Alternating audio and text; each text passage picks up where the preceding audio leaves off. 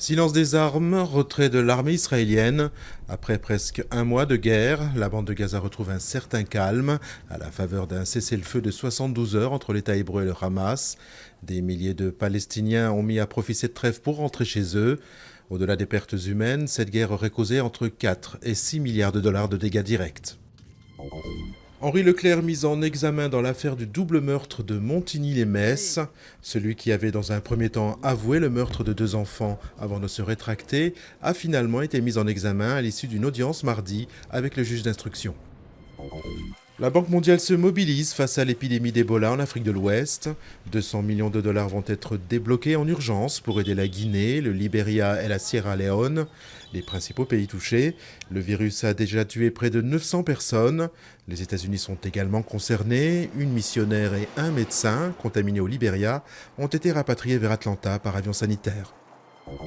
De nouveaux combats aux portes de Donetsk entre forces ukrainiennes et séparatistes pro-russes.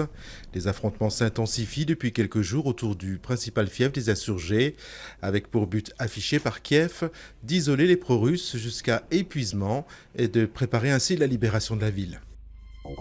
Fin du procès Ecclestone. Le tribunal de Munich a accepté mardi d'abandonner les poursuites pour corruption contre le patron de la F1, Bernie Ecclestone, en échange d'un paiement de 100 millions de dollars.